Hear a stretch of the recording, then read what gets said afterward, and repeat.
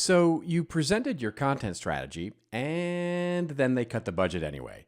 You can't figure out what went wrong. You followed the playbook, you had the metrics, you had the ROI deck, you even worked AI into the slides because, well, doesn't everything with AI get funded these days? Meh, it didn't matter. You walked out with a smaller content marketing budget, and I'll tell you what went wrong.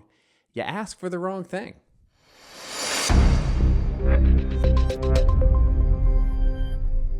Hey everybody, welcome back to Rose Colored Glasses. I'm Robert Rose, Chief Strategy Advisor for the Content Marketing Institute, and this is episode 3 of our 4-part May series on the end of campaign first marketing.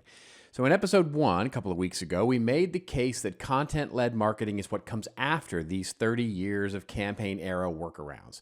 And in episode 2, last week, we dove into the operating model of this new idea, marketing and content operations versus orchestration. Yes, marketing orchestration, content orchestration, and what changes in the org chart, why most marketing teams are still organized for 2016 instead of 2026. And now we left that one on a bit of a cliffhanger because the conversation, the one where you have to walk into the Executive Marketing Council's review and make the case for all of this new stuff to people who control the budget and have approximately zero patience for things that don't fit on the quarterly dashboard that they are so used to. And worse, they probably understand less about the realities of today's marketing than you do. So the conversation is what today is about, that conversation. Let's get into it. So, quick story. There was a content person, content marketing practitioner at a healthcare technology company, and he was going to lose his budget. Excellent journalist, strong writer, had built a real team and his audience for the company itself. He was getting cut budget anyway. Now, his self-diagnosis was this. He was thinking, I don't understand marketing well enough. He couldn't answer the questions crisply that leadership had about attribution and marketing ROI and all of that. It was all about quantities, leads, conversions, ROAS, and traffic, and how to connect that to revenue and sales and or a million other class campaign-based marketing buzzwords. So he figured he needed to learn more about marketing so that he could communicate in that way. Spoiler alert, he didn't. Or, maybe he did also, but that wasn't the issue.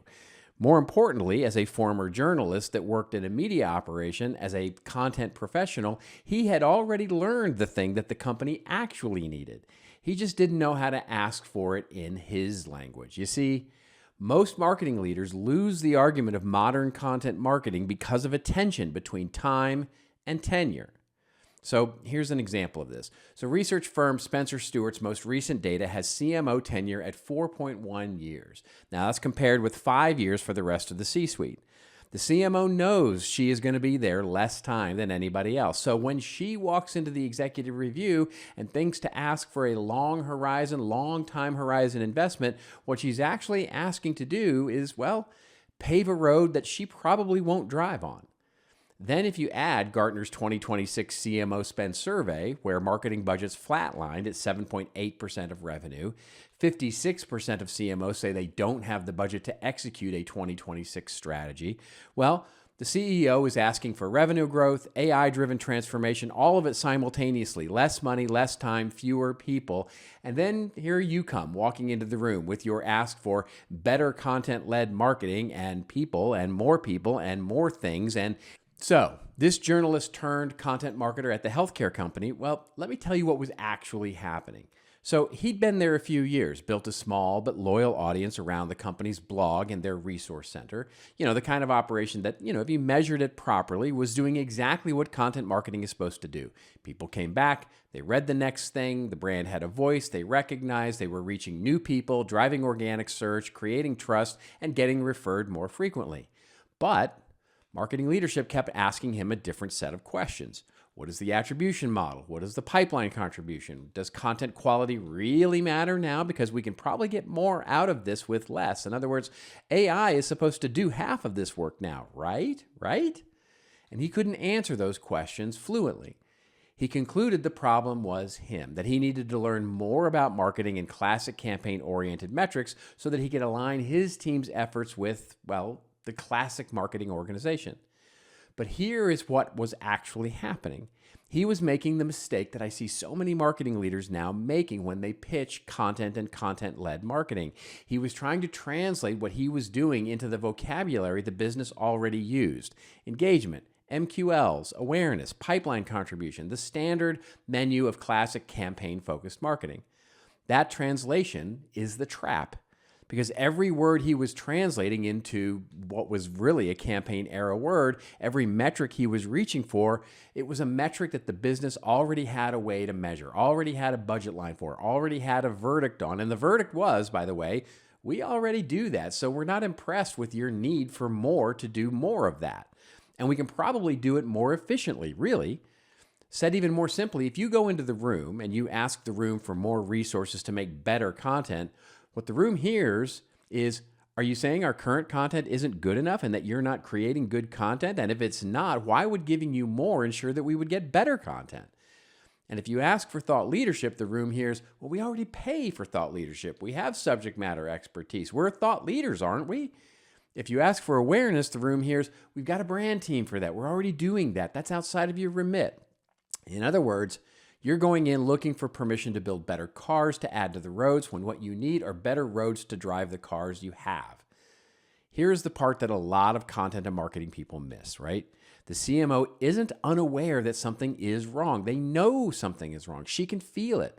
The brand is speaking in too many voices, across too many surfaces. Paid campaigns say one thing, sales decks say another, support documentation has its own personality, employee LinkedIn posts are a wild card, vendor co-marketing has watered the brand down to a logo and a tagline, and now AI surfaces, chatbots, answer engines, agents, and they're all summarizing the company in ways nobody at the company has any control over. That's why more content isn't the answer. The CMO knows there is a problem. She just doesn't have a name for it. So when my colleague, the journalist turned content marketer, walked in and said, we want better content, what she heard was the wrong answer to a question that she hadn't quite really formulated well yet. The right question, the one he eventually landed on for her, was completely different. He didn't ask for a content marketing program. He asked for an integrated media operation that could help drive multiple marketing objectives. A center of excellence for the brand's media as a business strategy. Owned content, strategically distributed content, media, editorially led paid, all running from the same playbook, the same strategy, against the same audience priorities, in the same voice. That reframe is the whole move. Most marketing leaders walk into the executive review asking for the ability to create more and more content assets, better content assets. And that pitch that gets funded, well, it rather asks for a media operation in which content drives a specific business outcome. But now, wait a minute, let's not forget that tenure question, right? That might be the objection coming. This is a long-term play. How do we create results immediately by building an entire media operation? And you might be aware, remember that CMO who is 2 years into what's probably going to be a 4-year tenure, right, is probably pretty allergic to long-term plays, right? Here's the counterintuitive flip. This is the most original move in the whole deal. So any campaign funded in year one of a CMO's tenure is long finished by the time she leaves. Those campaigns worked or they didn't. Almost certainly, the next CMO walks into a profit and loss statement with nothing to build on. The road has nowhere to go because there is no road. They're all gone. Each new CMO repaves the same intersection. So a media operation funded in year one of the CMO's tenure is something else. It's the editorial backbone that is built, the audience relationships that gets funded, the orchestration discipline that we install. Those compound across her tenure and after she is gone. This runs as the operating system of a content-led marketing strategy, and campaigns are layered into that new infrastructure. She may never personally drive to the end of the road, and this isn't the point. The road is the point. The road carries traffic for the next CMO and the CMO after that. The executive team that funded the construction looks a lot less like leadership that gambled on a long horizon and more like leadership that finally built something durable. That is the argument. Well, arguments, plural, I guess, for funding a media operation under a tenure-constrained CMO. It is not trust me, this is going to work eventually. It is closer to, this is the only marketing investment where value is going to be durable over months and quarters and years. And it's baked into the next 49 months of your tenure. Now, obviously, I get it. You don't make that argument literally, and it may not resonate with every leader, right? Some leaders are too short-sighted for it, but a focus on building a new operation instead of a better content doesn't make it the wrong argument to make. It makes it the right argument to make in the right era, no matter who you are. All right. So now, but of course, you can't just say, let's build out a media operation and just leave it at that. That argument gets you a seat at the table, maybe. It doesn't get you the budget. For that, you've got to ask for the right thing. And the words you choose to decide whether the room hears a case for a durable capability or another content campaign in a fresher wrapper really do matter. So marketing vocabulary is, as we've talked about, built for campaigns: engagement, awareness, MQLs, conversions, share of voice, thought leadership. The words feel native because they are. Native to the campaign-based marketing function we have all been working inside for 30 years. But again, to the executive, those words signal something very specific. They signal, I'm asking for a different version of more of what we already do. Engagement is a dial the team can push on. MQLs is a number of other parts of the business. They already do that. Awareness is what the brand team is for. Let's change that. Let's use our media and content vocabulary to drive outcomes the business can act on, not just dials the marketing team can press on harder. Not just translating those terms, but having different conversations. Buyer demand, signal density across priority accounts. Now, I know that sounds like a bunch of marketing gobbledygook and jargon for engagement, but regardless of how you want to call it, it is a different thing. Engagement is a marketing output.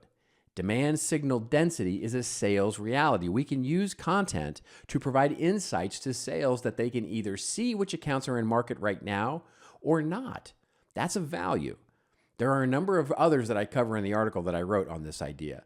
And so eventually, my colleague, well, he got his budget. Not because he learned more marketing, but because he stopped apologizing for being a journalist and started behaving like the head of a media-led operation that supports a business objective.